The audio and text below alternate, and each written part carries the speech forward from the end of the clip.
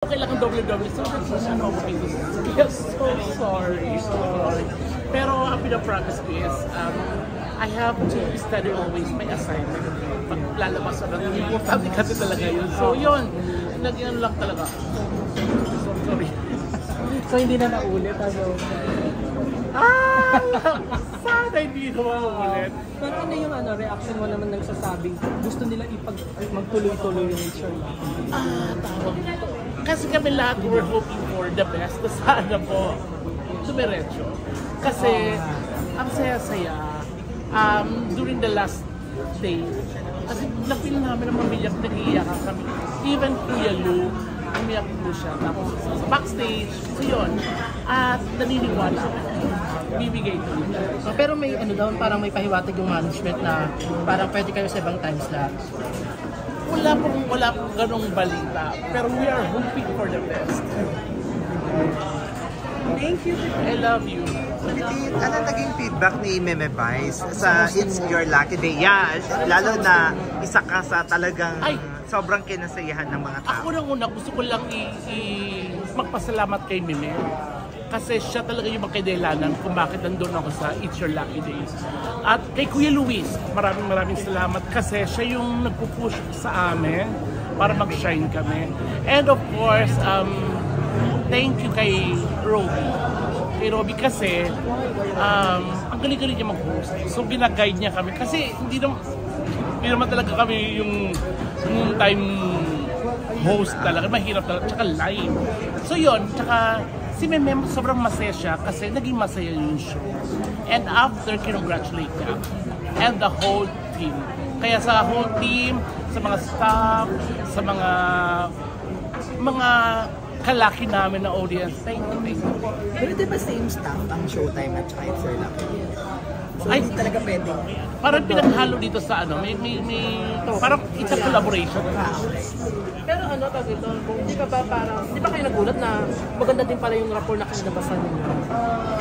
Hindi kami nagulat kasi during the meeting, nagkapalagayan na kami ng loob at alam namin with the hard work at yung plano, may connection kasi sa isa't isa. So, rehearsal pa lang masaya na. So, dumire-diretso, kung baka umalign ang lahat. Pitit na sanay na yung mga tao na every December, MMFF, nandun si Meme Vice. Bakit this year wala si Meme? Ay, hindi ko alam. Hindi ko po alam kung bakit. Pero kasi, wala na nakakaalam eh. Siguro baka sobrang busy ni Meme. Pero sinabi na ba niya na magsusupport siya sa inyo dito? Or like mag-vlog screen? Wala siyang sinabi, pero yung pagtanggap niya dito sa movie ko, kaya na sinabi ko, siyang pumirma dito kasi manager siya. I guess tutulungan mo kasi hindi naman madamot si Meme. Piling ko kaya wala din siyang movie kasi may movie ko. Nag-give way siya sa'yo bilang manager. Mahal talaga ako ni Meme. I love you, Meme. Tanong na lang sa kanya kasi Premier Night, babalikan ka namin. Kailan ka papasok ulit sa It's Showtime? Di ba minsan nag-guest-guest ka doon? Dahil kay Meme pa rin yun.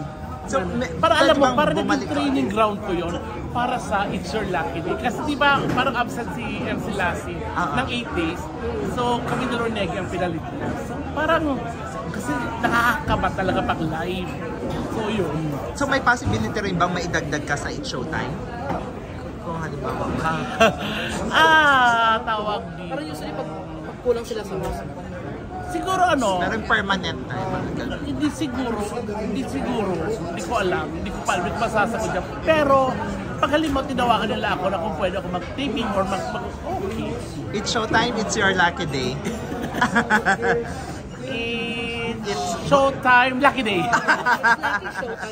Lucky Showtime. Ano yung pinaka-miss mo sa It's Your Lucky Day?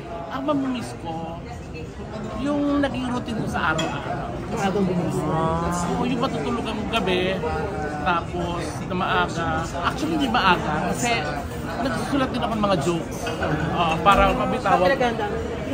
Kaya paano nyo bibitawan yung mga jokes? Pinag-uusapan nyo ba na? Hindi, mga on the spot yun sa akin. Mga on the spot yun. Kasi di ba may question of the day si Kuya Lu? Yun yung paborito ko. Correct. So kailangan, kasi alam kong serious yung iba, so kami ang babalik kasi kami komedyante. Nahingal ka ba? Oo yun, kasaya. Nakikita ko talaga na parang Totoo yun talaga. As in, may isang ano na parang yung tudo. Tandaan. Pero ito naman, kasi nakakasama mo na ibang host. Kamusta naman sila, no? Francine tsaka Seth? Kung namang na-sweet sila off ka? Ang babait nila, Franz. Ang babait nila. Hindi mo mapipil na they're like big stars. Tsaka tawag mo sa akin, Mama Petit. Oo nga, pinagawa mo pa ng food. Nakita ko sa vlog mo. Mama Petit, si Seth, ang bait-bait. Alam mo, sabi niya sa akin, pag nakikita kita, Seth, ako napapasaya mo. Nag-hope ako na baka may hawig ako kay Francine. As a mother, As a daughter, as a sister. Pero kumusta yung samahan nila ni Seth? Ay, masaya kami lahat. Masaya, walang ano. Even si Bianca, si Jenica, si Shaina, ang sinisi namin, and of Adrian. Masaya. Lalo pag nung kumpleto kami, nandun si Negi, si Kuya Lu, si Teta. Sweet rin ba sila off-cam? Sweet rin ba sila off-cam? Mas masaya sila. At yun ang kailangan natin yung mag-set, magmahala. How about si Andrea at si Kyle? Masaya kami. Masaya. Pero never pagsama si Andre at si Francine doon sa isang episode ng Witcher. Nagsama na. Oo. Wala, mas masaya lang. Ano pakiramdam na parang maraming may clamor na ibalik kayo? Hindi naman namin yung masasagot kasi, di ba? Maraming nagmamahal sa show. Pero we are praying. At talagang pag binigay yan ni God, malay naman natin, baka ibigay ni God. Let's claim it. Malay mo sa 2024. Yan, iba yung nga, iba sabi bago mag-TV Patrol o kaya bago mag-It's Showtime. Kahit madaling araw pa yan, papasok ako. Bago mag-umaga. Oo, bago mag-abuse. Isa na kasi yung mga play. Bago tumilaw ang manok, nandun ako, nagpapatawa na. Pero may iba din nagsabi na tuwing weekend. Okay ka ba doon? Kahit ano, ang importante, di ba sa kayo may trabaho tayo at masaya tayo sa ginagawa natin. Sige go. Pero sabi ni Divine Tetay na parang dumami racket niya dahil sa It's Lucky. Ganun din ba sa'yo? Oo. Actually, paalis ako sa Tuesday, papunta ako Amerika. Dahil sa It's Lucky din? Nadagdagan yung shows. At Kasi like may guaranteed shows ako, tapos yung iba ng demand, kung natin si Miguel, kaya na lang. Ito na lang ang last for me. Will you invite Meme Vice sa premiere night ng Broken Hearts? Oo. Sasabihan ko siya first. At naniniwala ako na susuporta siya. Sobrang mahal ni Meme ang LGBT, tsaka ang mga Philippine movies. Susuporta yun. Let's support. Naging concern ba siya na nabasa niya na parang tatalog ka sa Anong nabanggit niya sa'yo nung sinabi niya tatalon ka sa song? Oo, sinabi niya yun. Siya ang unang nagbasa ng script. Ganon si Meme. Ganon siya. Napaka-handsome. Pero hindi ko pa alam ang script. Alam niya na lahat. Ikaw, ano yung kumusta na ma-experience yung pagtalon mo sa song? Ay! May ano kasi ako, may fear ako sa height. Oo. So, tawag dito, ako kung unang tatanong, kailangan tumalon ako, parang tumalon ang lahat. Gano'n sa kasi ba? Mga doble ata nito. Anong second? Stand double. Double pala second. Ay, magkano kasi magmumukhang peking-pekit pag nag-double. So ikaw talaga yung tumalon? Lahat kami tumalon. Tutuda ka na. Nakakatakot, tsaka nawak sa mga staff. Bulit walang nasaktan. Walang nasaktan, medyo mataas din yung tinanong niya. Nakakaba, pero pag bumagsak ka na, walang sakit. Yung, nakaya ka. Success.